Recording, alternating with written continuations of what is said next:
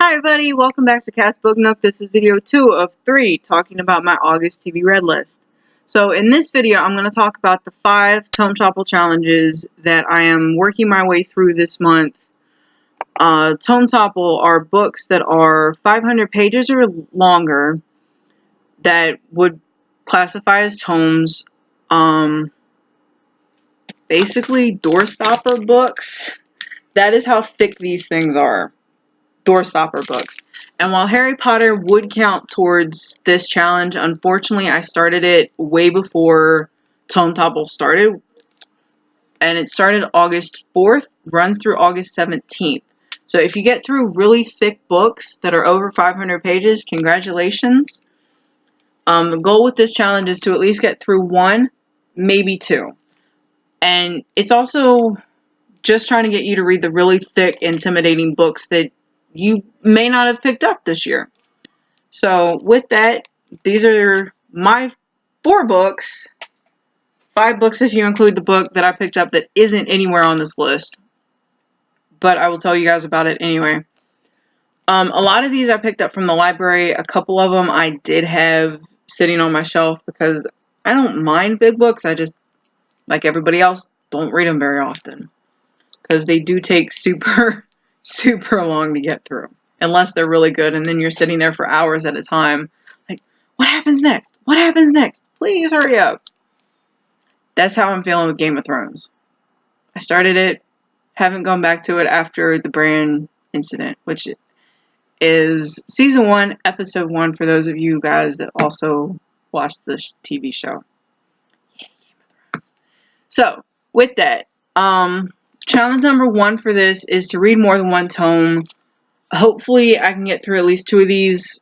Should be fairly easy because most of these look like books that I really actually do want to read. A couple of them are books that people have been talking about on BookTube. And yeah, so challenge 2 is to read a graphic novel that is still over 500 pages. So with this, omnibuses did count. And for this, I actually own this book. It's Echo, the complete edition. It is 760 some odd pages long.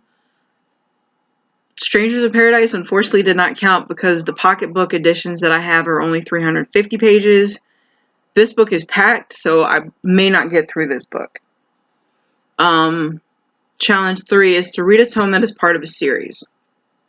For this one, I picked up Styx by Sherilyn Kenyon. This is my ebook for this challenge.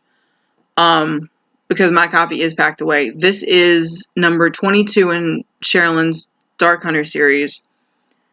And features characters that have popped up in other parts of the series. So this is what I'm reading for challenge 3.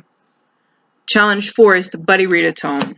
And for this one, there is actually a group discussion in the Goodreads group, which I'll link to in the description box below. And they're talking about The Name of the Wind by Patrick Rothfuss. I had put this on hold. It finally came in last week. Looking forward to reading this. The font looks pretty easy to get through. It's not as compact as Game of Thrones, and it's not as small of print as Game of Thrones either. So, I want to say this is also part of a series. I don't remember. But I'm looking forward to reading this one and talking about it in the Goodreads group. Topic number 5 is to read an adult novel. And for this one, I picked up The Passage by Justin Cronin. First, the unthinkable, a security breach at a secret U.S. government facility unleashes the monstrous product of a chilling military experiment. Then, the unspeakable, a night of chaos and carnage gives way to sunrise on a nation, and ultimately a world forever altered. All that remains for the stunned survivors is the long fight ahead and a future ruled by fear, of darkness, of death, of a fate far worse.